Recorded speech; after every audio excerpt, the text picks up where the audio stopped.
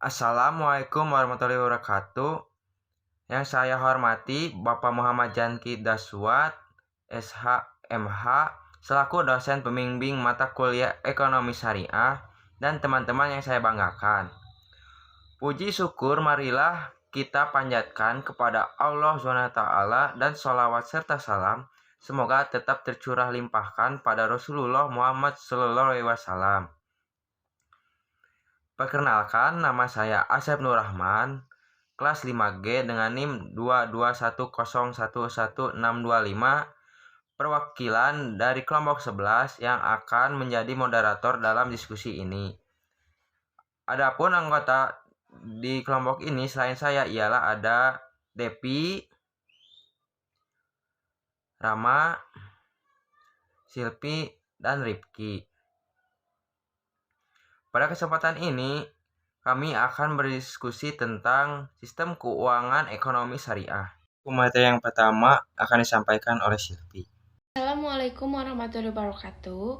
Sebelumnya, perkenalkan nama saya Silpi Wandini dari kelas 5G semester 5 dengan NIM 221011611. Di sini saya akan menjelaskan tentang pengertian dari ekonomi syariah. Baik, apa itu ekonomi syariah? Ekonomi syariah adalah bagian ilmu ekonomi yang bersifat interdisipliner atau tidak bisa berdiri sendiri dan perlu penguasaan terhadap ilmu pendukungnya.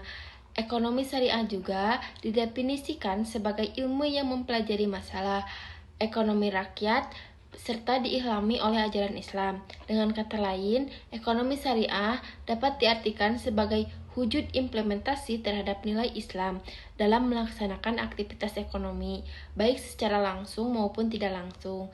Ekonomi syariah juga bertujuan untuk mencapai kesejahteraan menyeluruh, baik aspek material, spiritual, dan moral.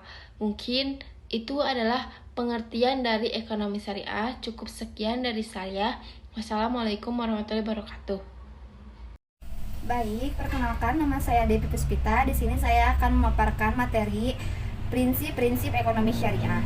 Mengutip Bank Indonesia pada tahun 2018 mengenai nilai dan prinsip dasar ekonomi syariah, terdapat 6 prinsip ekonomi syariah yang didasarkan pada ajaran agama Islam. Prinsip tersebut disesuaikan dengan kelima instrumen yang terdapat dalam ekonomi syariah, yaitu zakat, pelarangan riba, pelarangan maisir atau perjudian, seperti infak, sedekah, dan wakaf, dan aturan transaksi muamalah. Prinsip ekonomi syariah antara lain pengendalian harta individu, distribusi pendapatan dilakukan secara inklusif, berinvestasi secara optimal dan adanya pembagian risiko, berinvestasi secara produktif yang terkait alat sektorial, adanya partisipasi sosial yang ditunjukkan untuk kepentingan publik, dan transaksi yang dijalankan berlandaskan kerjasama dan keadilan. Terima kasih, sekian dari saya. Perkenalkan, nama saya Ripki. Saya akan menjelaskan tentang perbedaan antara sistem keuangan konvensional dan syariah. Perbedaan utama antara kedua sistem ini adalah bahwa dalam ekonomi syariah tidak ada konsep riba dalam kurung bunga, spekulasi berlebihan, atau investasi dalam sektor yang terlarang menurut prinsip syariah. Sejauh ini, praktik lembaga keuangan syariah tidak jauh berbeda dengan lembaga keuangan konvensional yang kita kenal sehari-hari. Akan tetapi, ada satu hal yang menjadi pembeda, yakni pengelolaan zakat. Pembeda bank konvensional dengan bank syariah terletak pada pengelolaan zakat oleh bank nasabah selaku sahibul mal yang menabung dan bertransaksi melalui bank syariah selalu mengharap sebagian dananya masuk ke zakat dan disalurkan oleh pihak mudharib yaitu bank sesuai standar akuntansi yang dikeluarkan oleh AAOIFI dalam kurung Accounting and Auditing Organization for Islamic Financial Institution. Bank syariah melakukan fungsi dan peran yang tunduk pada prinsip syariah. Lembaga keuangan syariah dalam Islam memiliki kewajiban untuk mengeluarkan dan mengelola zakat, infak, sedekah, atau dana santunan lainnya. Produk dan instrumen keuangan syariah. Yang pertama ada pembiayaan barang murabahah, yang kedua ada pembiayaan berdasarkan prinsip bagi hasil mudharabah, ada ketiga penitipan wadiah, yang keempat pembiayaan berdasarkan prinsip penyertaan modal musyarakah, dan yang kelima ada jual beli valuta asing. Assalamualaikum warahmatullahi wabarakatuh. Perkenalkan, nama saya Ramadhani dari kelas 5G semester 5 dengan NIM 221011610.